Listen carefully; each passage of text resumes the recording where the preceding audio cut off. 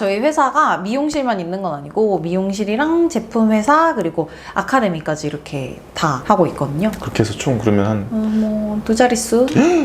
땡땡억. 저는 기초생활수급자여가지고 나라의 지원을 많이 받았죠. 무료급식 9년 먹고 학비도 내본 적 없이 살았고 월드비전, 기아대책 이런 거 아세요?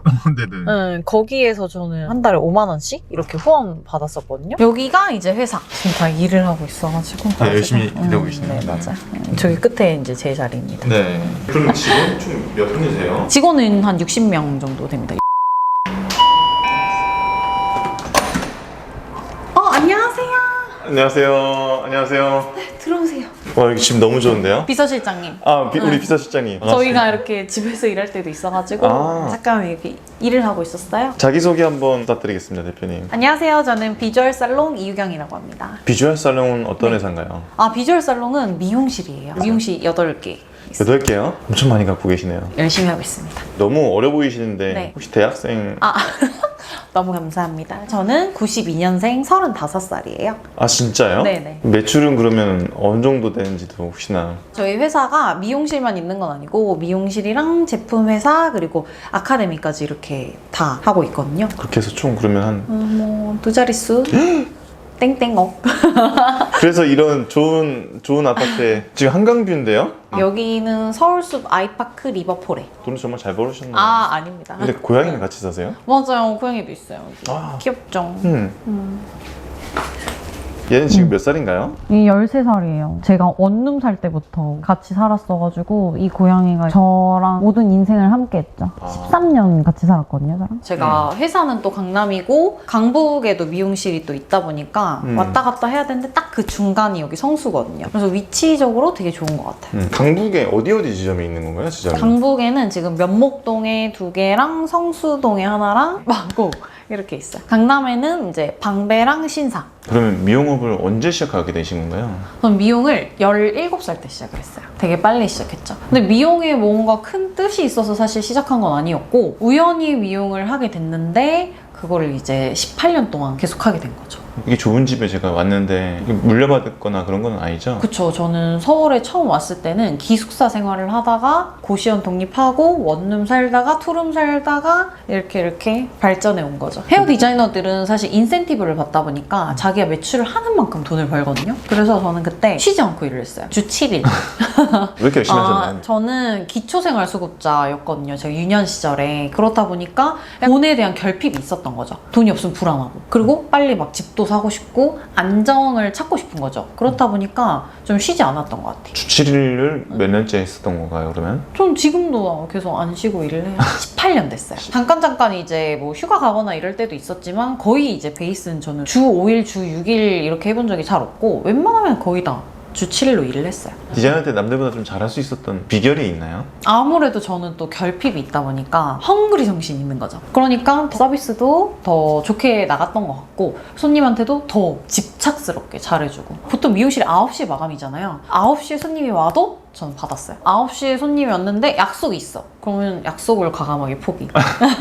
그럼 이제 디자이너 하시다가 결국에는 내 걸 해야 되겠다라고 생각하게 되셨을 것 같은데 네. 그러면 언제 창업하게 되신 건가요? 지금 딱 10년 차 됐거든요. 제가 2016년도에 첫 창업을 했거든요. 25살에 오픈을 한 거죠. 처음부터 잘 됐나요? 처음엔 잘 안 됐죠. 처음에는 월 매출 300? 네, 월 매출 300이면 월세 내고 재료하고 이렇게 하면은 제 월급이 없거든요. 그래서 되게 힘들었죠, 그때는. 디자이너 때는 최고 매출이 어느 정도였는데 처음 창업할 때는 어느 정도였다? 디자이너 때는 1700, 1800 이렇게 했었었죠. 그 당시에 10몇 년 전에. 저는 오히려 제가 그렇게 하니까 오픈하면 더 잘 될 거라고 생각을 했는데 완전 밑바닥부터 다시 해야 되더라고요. 그걸 알았으면은 저도 안 했을 건데 그거를 몰랐다 보니까 용감하게 오픈을 해서 엄청 두드려 맞은 거죠. 사실 근데 전 재산을 걸어서 또 매장 오픈했다 보니까 뒤돌아갈 수도 없는 거예요. 창업은 어디서 했나요? 디자이너는 강남에서 하다가 오픈은 제가 강남에서 오픈이 안 되잖아요. 너무 비싸니까. 그래서 찾았어요. 서울 곳곳을 다 찾아다니면서 어디에 오픈할까 찾다 보니까 제가 그때 2천만 원 있었거든요. 2천만 원으로 매장을 오픈할 수 있는 곳이 있어서 오픈했는데 거기가 바로 중화동이에요. 그리고 위치가 버스 정류장 종점. 버스 종점 가본 적 있으세요?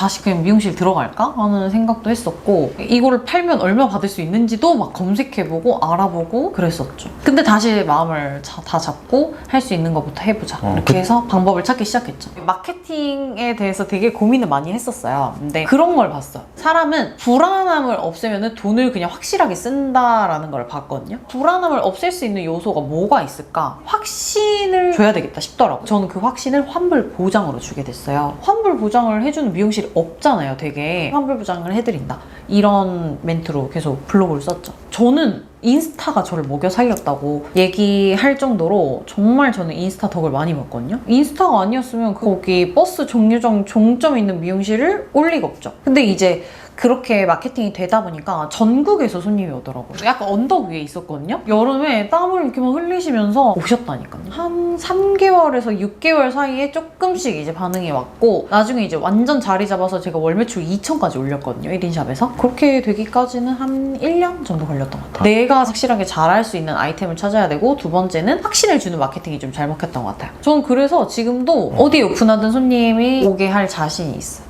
저희 들어볼 얘기가 너무 많은 것 같아서 아 맞아요. 제가 이제 출근을 차 타면서도 얘기 나눌까요? 좋아요. 네. 차가 아니요 마칸이요. 마칸.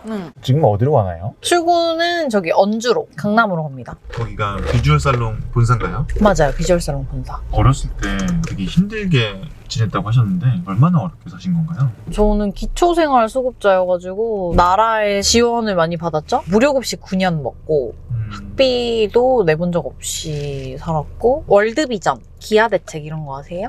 네네. 거기에서 저는 한 달에 5만 원씩 이렇게 후원 받았었거든요. 후원을 받으면 꼭 이제 뭐 학용품 같은 거 사잖아요. 그러면 사진을 찍어야 돼. 이렇게 찍어가지고 후원자님 감사합니다 하면서 막 편지 써서 보내고 그런 기억이 있어요. 그 정도면 많이 힘들었을 텐데 어떻게 좌절하지 않고 이렇게 힘낼 수 있었나요? 좌절도 많이 했죠. 이 세상에 없어지고 싶다 이런 생각도 이제 학교 다닐 때는 많이 했었고, 그럼에도 불구하고 제 삶이 또 소중했기 때문에 계속 잘 살 수 있었던 것 같아요. 가족은 여동생이 있고 아버지 계시고 이제 어머니는 안 계셨고, 아버지는 이제 돌아가셔가지고 저는 부모님은 두 분 다 없으세요 지금은. 저는 어렸을 때 좀 폭력적인 가정 환경에서 자랐어요. 그때 제가 계속 마인드셋을 했어요 스스로. 아버지도 되게 인생에 우여곡절이 많고 되게 슬픔도 많고 아픔도 많으셨는데, 아빠도 항상 뭐 물어보면 그냥 해. 그냥이란 말을 진짜 많이 하셨거든요. 그래서 저도 그냥 했어요. 사람은 누구나 다 결핍이 있잖아요. 제 결핍은 가족에 대한 결핍이 있어요. 그거를 제가 쏟고 채우고 이런 것들을 직원들한테 많이 하려고 하는 것 같아요. 그래서 다른 미용실에 비해서 제가 애들이랑 긴밀하게 친하게 지내는 편이죠. 애들이 너무 또 가족 같고 자식 같고 이렇다 보니까 제가 순수익을 많이 남기는 것보다 애들이 성장했을 때, 못하던 애들이 잘하게 됐을 때, 좌절하던 애들이 그걸 극복하고 다른 레벨로 올라갔을 때 가장 뿌듯하고 행복해요. 왜냐면 저도 그런 시절이 있었거든요. 그럴 때마다 제 스승님이랑 상의를 하면서 저도 한 단계 다음 레벨 이렇게 올라갔거든요. 근데 그거를 애들이랑 같이 할 때 가장 행복한 것 같아요. 이게 되게 매출적인 부분이나 능력적인 부분에서도 성장을 애들이 하지만 인격적인 부분들, 인성적인 부분들 이런 부분들도 한 해 한 해 성장하는 게 완전 다르거든요. 원래는 자기밖에 생각 못했던 애가 주변을 살피게 되고, 주변을 살피는 애가 팀을 이루게 되고, 팀을 이끌던 애가 제자를 양성하게 되고, 이런 거를 함께하는 그 과정이, 같이 어른이 되어가는 과정이 너무 행복한 것 같아요. 그래서 제가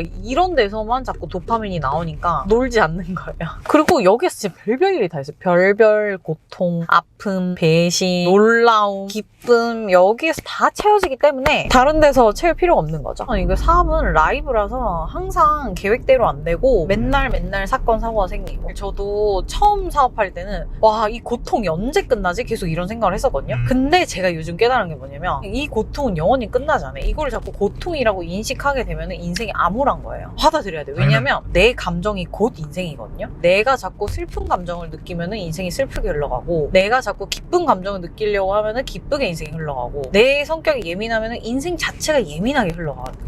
그래서 전 되게 단순하게 살려고 노력을 해요. 여기가 비주얼 랩 회사랑 아카데미를 같이 해요. 수강생들이 에너지를 얻을 수 있게 제가 되게 의미 있는 인테리어를 해놨거든요. 내가 노력으로 씨앗을 심고 눈물로 노력을 하면 꽃을 피운다, 이런 내용입니다. 여기 보면은 성경 말씀도 적혀 있어요. 저희가 또 크리스찬 기업이기 때문에 성경 말씀으로 경영을 해 나가고 있습니다. 부족하지만. 들어오세요. 네. 제가 10편 말씀으로 인테리어를 했다고 했잖아요. 눈물 흘리며 씨를 뿌린 자는 기쁨으로 거두리로다. 노력의 씨앗이에요, 여기. 우리가 씨를 심으면 이제 눈물 길을 걷게 돼요. 눈물이 여기 도배가 돼 있습니다. 이게 제가 신라 호텔에 있는 크리스탈 똑같은 거 찾아가지고 해달라고 인테리어 사장님한테 얘기를 해서 만든 겁니다. 이게 곡식 단이거든요. 근데 여기에 사실 벼 같은 걸 심으면 좀 이상하니까 핑크 뮬레를 심은 거예요. 그래서 우리는 울며 씨를 뿌리러 나가면 이렇게 곡식을 단으로 거두어 온다. 이거를 잘 표현을 한 겁니다. 여기 이제 수강생들이 배우고 연습하는 공간. 눈물의 크리스탈을 딱 따라가고 나면은 여기 다 끝에 꽃이 있거든요. 그렇게 우리가 꽃을 피울 수 있다. 그런 의미입니다. 그리고 저는 이 강남대로의 미용학원을 하고 싶었던 이유가 애들이 강남대로를 보면서 꿈을 키웠으면 좋겠어서 일부러 제가 이런 통창에다가 학원을 한 거거든요. 여기 월세도. 이게 월세 한 장 정도. 네. 그럼 직원 총 몇 분이세요? 직원은 한 60명 정도 됩니다. 여기가 이제 회사. 지금 다 일을 하고 있어가지고. 열심히 일하고 계시네요. 네, 맞아요. 저기 끝에 이제 제 자리입니다. 네.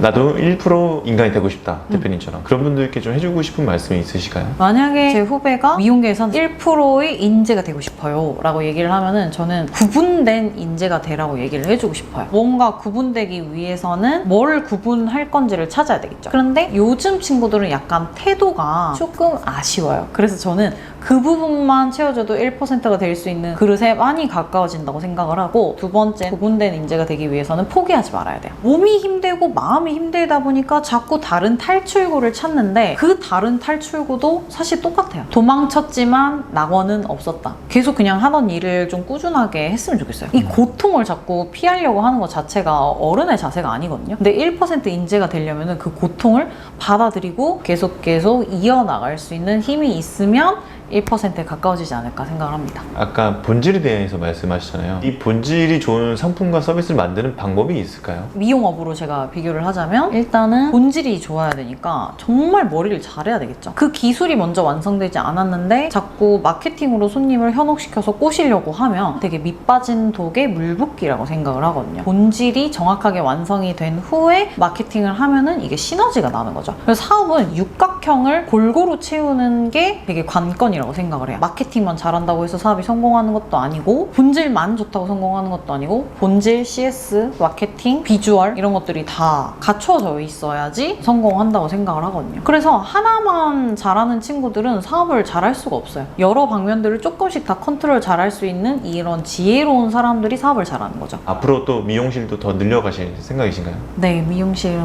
조금씩 늘려나가야죠. 계속 막 욕심내서 미용실을 폭발적으로 늘리는 게 아니라 정말 저희랑 결이 맞는 사람들이랑 단단하게 성장해 나가는 게 또 롱런하는 길이라고 생각을 해서, 급하게 퍼포먼스 보여주다가 없어지는 기업들도 많잖아요. 저희는 그런 기업이 돼서는 안 된다. 50년, 100년 가는 브랜드가 되기 위해서 단단하게 성장해 나가자. 이런 게 이제 저희 목표입니다. 앞으로 대표님만의 꿈과 또 비주얼 살롱의 꿈이 좀 있을까요? 서로 사랑하는 기업이 됐으면 좋겠어요. 매출을 많이 내는 것도 중요하고 잘 사는 것도 너무 중요한데, 제가 돈을 벌어보니까 돈을 많이 번다고 해서 행복한 게 아니더라고요. 이 일을 하면서 행복한 인생을 살았으면 좋겠어요. 대표님은 지금 일 자체가 행복하신 거네요.